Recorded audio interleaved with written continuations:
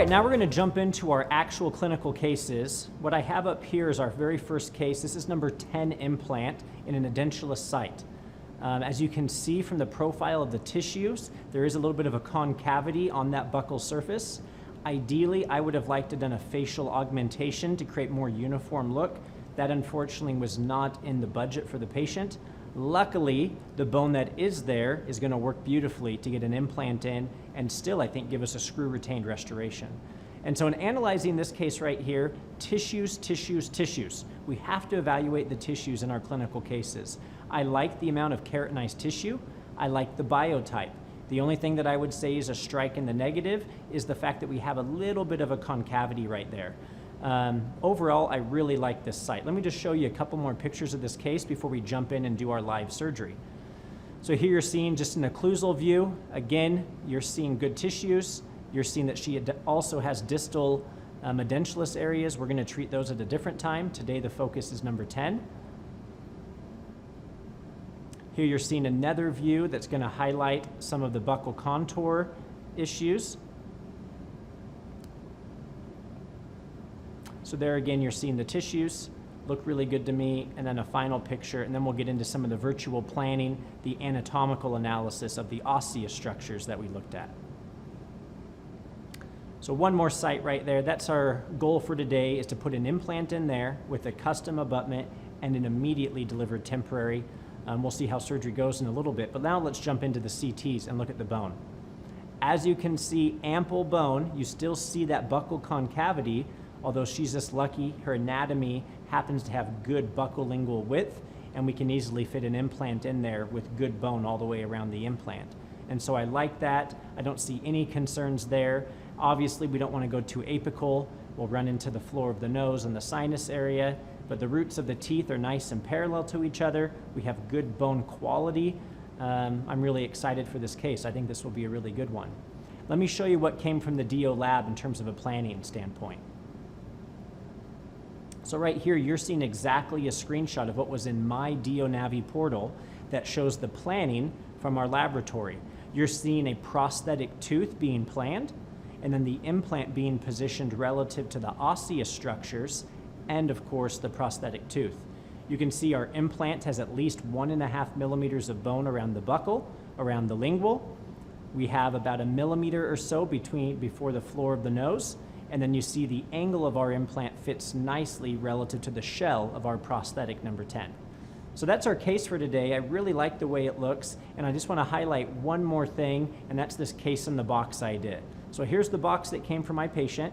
You see the surgical guide, you see the dental implant, my custom abutment, 2 different temporaries, hopefully to get the shade just perfect. I ordered 2. Don't have to do that, but I'm a little bit OCD, so I thought let's order 2 and make sure we get the shade just perfect. And then you see a backup healing abutment if we decide for some reason not to put the temporary in today. So as a review, this number 10 site is going to be a narrow platform implant. It's a 3.3 diameter. We are going to use our narrow kit for this procedure. So make sure you have your narrow kit, because this is what you're going to use on your narrow platform implants. That's our case in the box. That's our case number 10. Let's go and jump into surgery.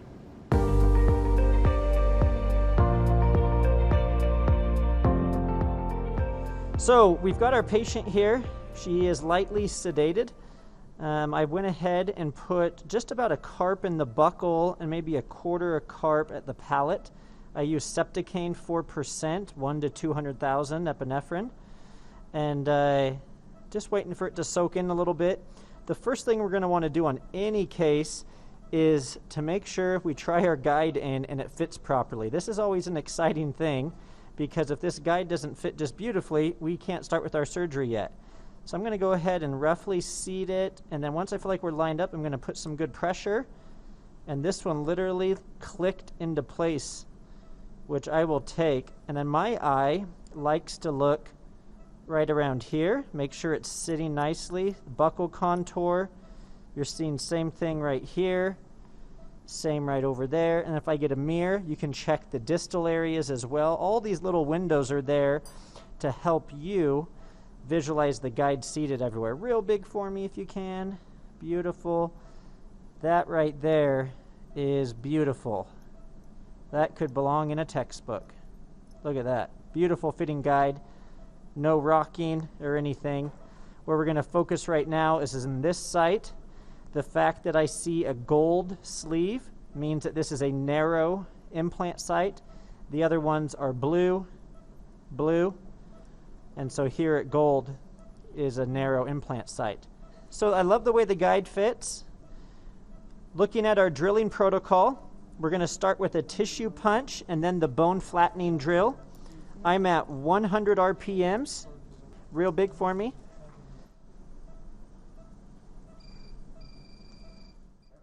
Turn my way a little. So this is our tissue punch. Again, it has a beautiful radius blade is what I call it, and that radius blade will scrape the bone, actually teasing the soft tissue off the bone. You'll see that here in just a second. I like to push. Real thick tissue here, wiggle around, push hard, come out, and the tissue, you see some of it stuck right there. I'm going to go ahead and irrigate, and I'm going to run down one more time.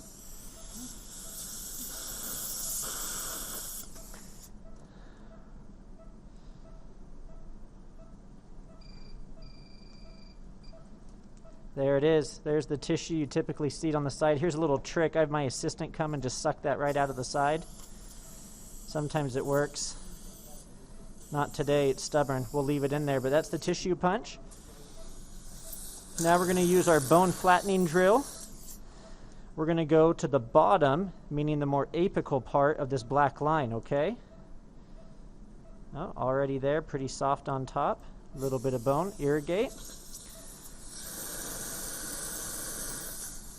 We're then going to use our drill tube. This drill tube gets inserted all the way down into this. First drill is a 7 drill, 2x7.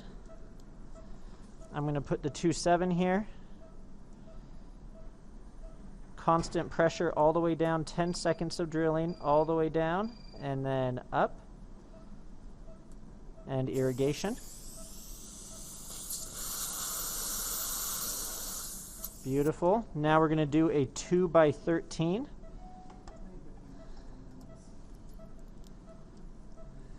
Here's our 2x13 drill.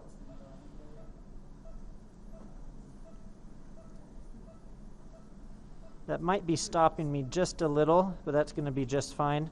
I'm going to go ahead and take this out. Assistant is going to irrigate.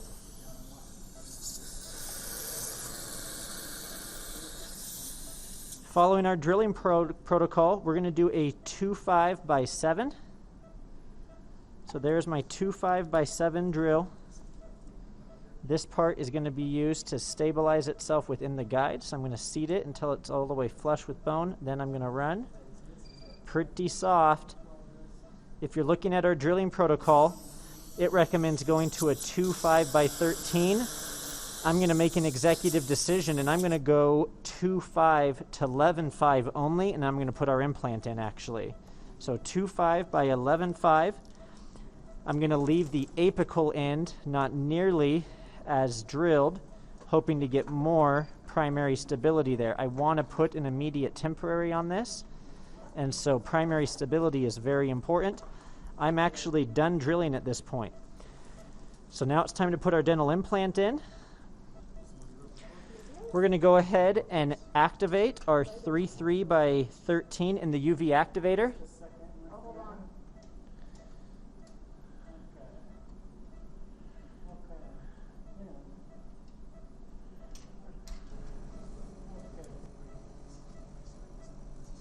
Okay, our implant's been UV activated.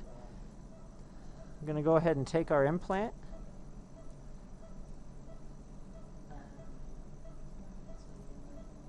There's our implant. My motor now is at 30 RPMs, 35 of torque. Real big for me. I'm going to push this as far down as it will go. That's about it. And again, bottom of this black line is going to be my stopping point. As you know, the kit here is a 12 millimeter offset. That is the narrow. It's already showing some torque, and it has a ways to go, but I'm optimistic that I want this torque value. Still going. And just about there, and obviously, so I have about 1.5 millimeters left. I'm going to go ahead and use the torque wrench to do this. Now here's something unique with the DO system. I do need to line up properly with one of the indicators on the guide sleeve. As I get closer, I'll point that out. I got this on backwards. So right there you see it's basically lined up, but that is not all the way to depth. So I'm going to take this to depth. It is not getting any tighter just yet. Almost to depth. Right there would work. I'm going to go a little more. I'm going to go one more past that, and right there I'm going to go one more right there. Let me point this out with an Explorer. This is a really important part of this procedure. This right here, this little indicator here to there has to line up with the indicator on the driver right there. And so as you can see, that looks nice and lined up. I like what I'm seeing there. This side is lined up perfect. That one's a little short for some reason, but I think we're really, really close. I might move it just a smidge right there. With that lined up, the hex rotation of the implant is going to match the hex of our custom abutment. So I really like that. I'm going to go ahead, take this off, and then we're going to see how everything else fits.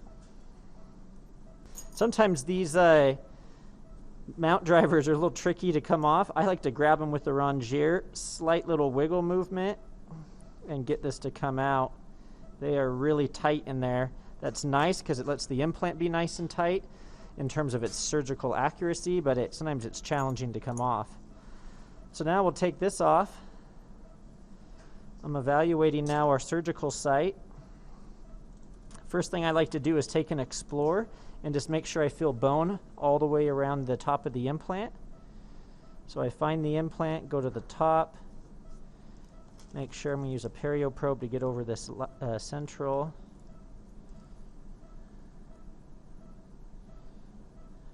Yeah, I like what I'm feeling there. That looks pretty good. Let's take a mirror and let me take a peek. Little thin on the palate. I think we kind of knew that. In the implant up, there is good bone around there though, so I like what I'm feeling there. All right, now we're going to take our custom abutment.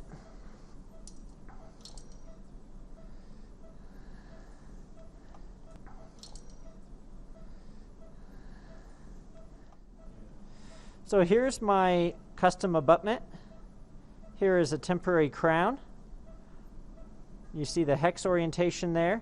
We're going to do the best we can to suction some of the blood here. I'm going to try to hold this in the right position.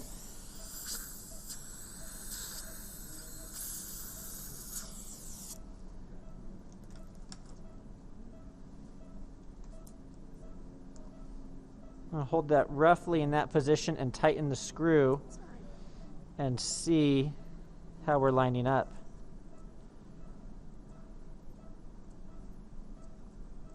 Does this even...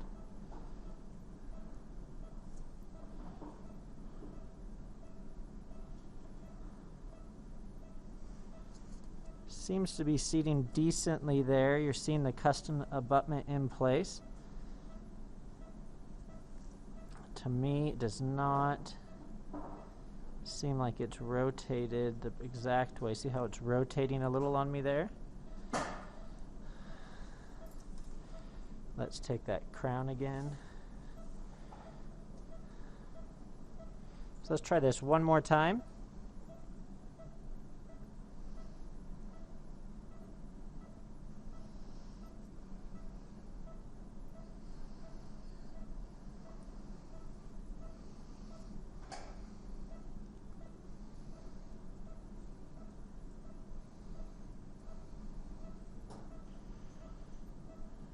Appears to be down all the way. Let me go ahead and take this off.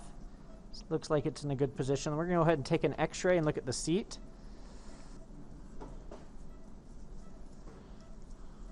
Okay, real big for me.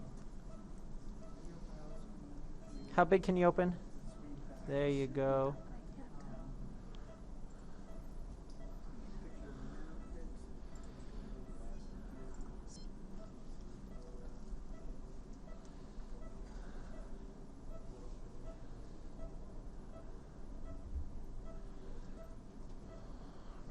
Okay.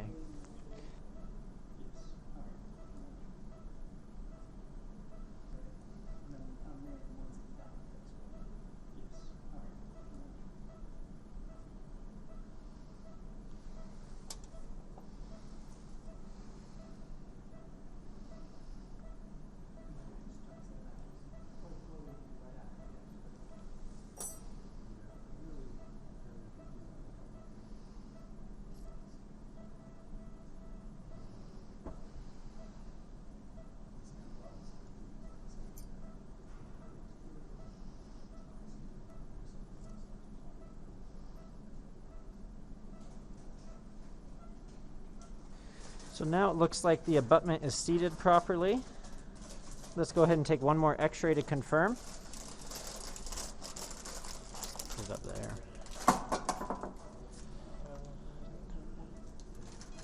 Real big.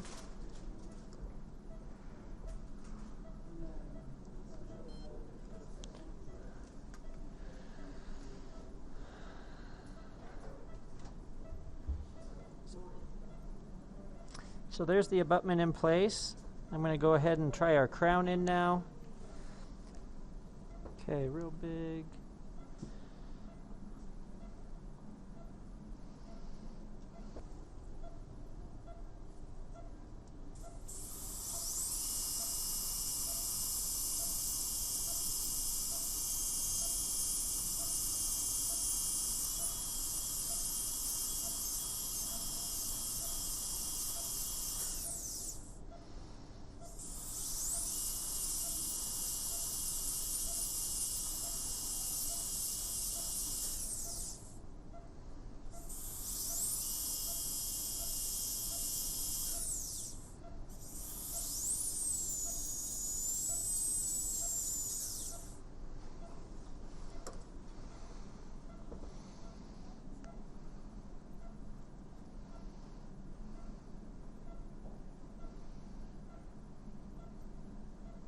So there's the crown in place. Again, our color is close. It's a little bit lighter. I'm going to go ahead and floss these contacts. No proximal contact adjustment has been done. Let's see how they look. No marginal adjustment was done. I decreased the height just a little bit of the lateral. It was a little bit long. I'm going to go ahead and have my assistant hold, and I'm going to floss right on top. Beautiful little snap there. Keep holding. Let's check the distal. Beautiful. It's pretty remarkable. No proximal contacts done, no final impression obviously taken, but I'm seeing a crown right now that has perfect contacts mesiodistal because of the accuracy of the guide. I've done this quite a bit, but every time I do it, it still kind of blows my mind that that even works, that that's accurate. That's phenomenal. And then this case is all done. We've tried in the temporary, we've confirmed occlusion, we've looked at proximal contacts. I'm going to go ahead and cement the temporary. First thing I'm going to do is put a little Teflon in the back access, and then we'll put a little temporary cement on this abutment, double check occlusion, and then this case is all done. Here's a little Teflon. Mm-hmm.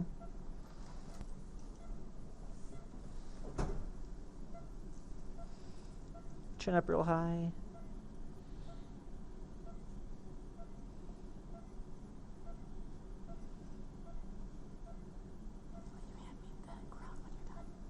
Mm-hmm.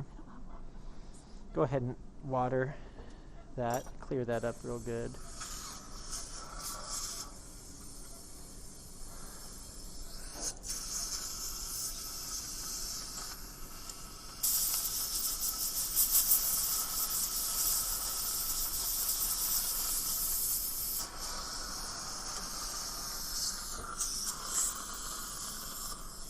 Here's our temporary crown. I'm going to go ahead and put some temp bond clear in here. I'm a little bit liberal with this, knowing that a lot of it will just spill out of our screw access hole.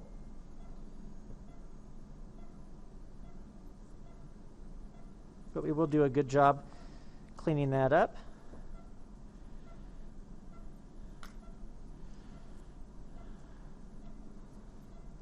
There it is, pushed into position.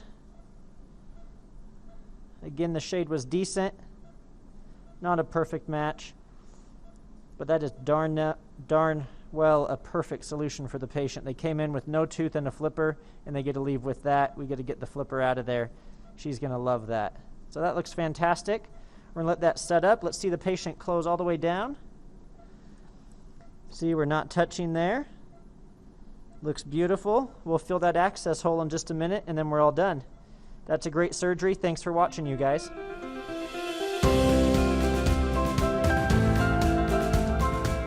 Okay, here we are now looking at the post-operative CT scan.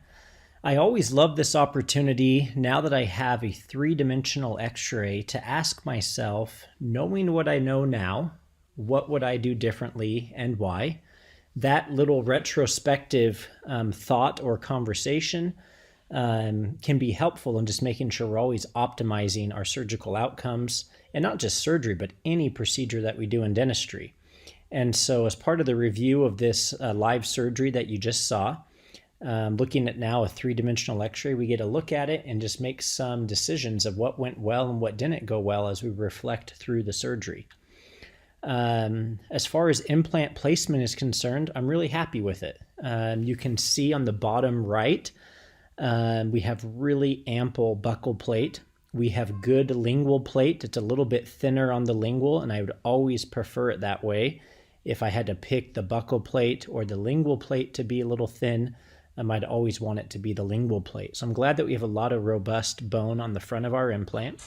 I'm glad that the apical end of our implant engages just barely the floor of the nose, so that cortical bone is providing strength.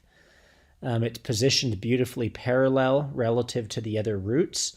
Overall, the position of the implant in the bone I'm happy with.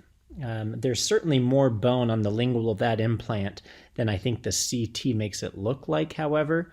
I know that for a couple of reasons. Number one, I was in there. Visually, I detected it. I could tell there was more bone than I see on the x-ray. And number two, I've just worked with a lot of implants and CTs and know that you always get a little bit of just deficient looking bone, I should say, around that metal. And so I know that there's a little bit more bone there. But, you know, again, if I was really being nitpicky, I wouldn't mind it if that implant for style points was maybe 0.5 millimeter more buccal.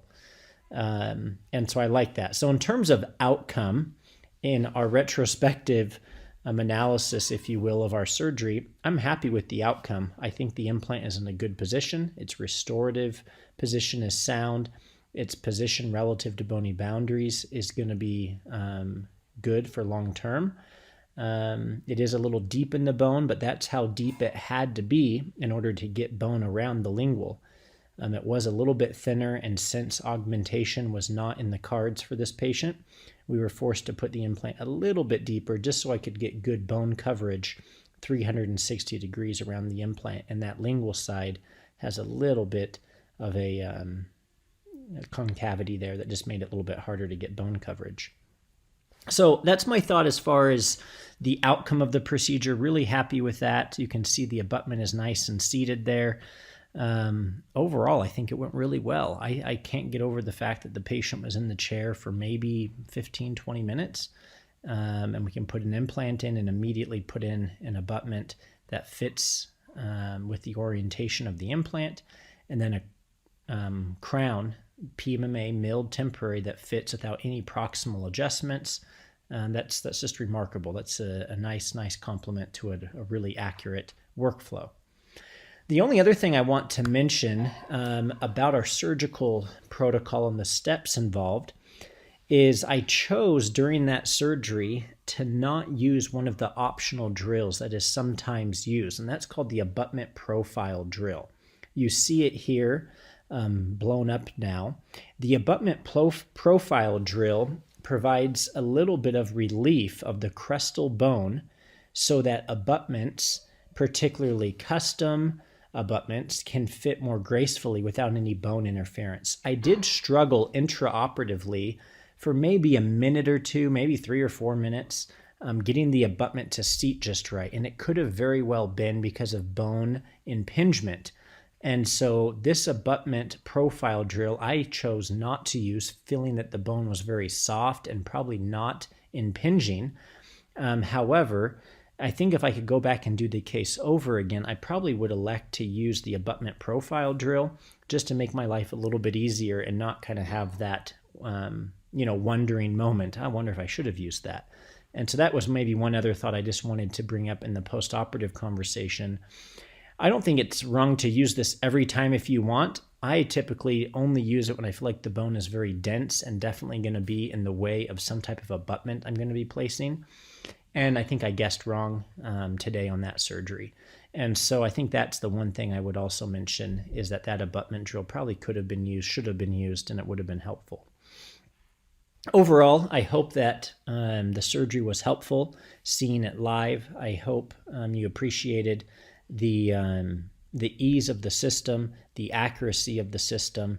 I think it's really, really neat to give patients that sort of treatment and that sort of time frame in terms of a short procedure all the way now to a fixed temporary without waiting for healing or anything like that. We'll let that implant heal up probably 2 to 3 months, and then we'll get in there. We will remove the temporary and we'll take some final impressions to have the final crown made. If all the tissue looks perfect, that abutment that was placed will stay in there the whole time. If not, then obviously it'll be replaced with a new custom abutment. So that's kind of my post-operative conversation around that case. I hope you enjoyed the surgery, and those are just a few thoughts I have about kind of how surgery went.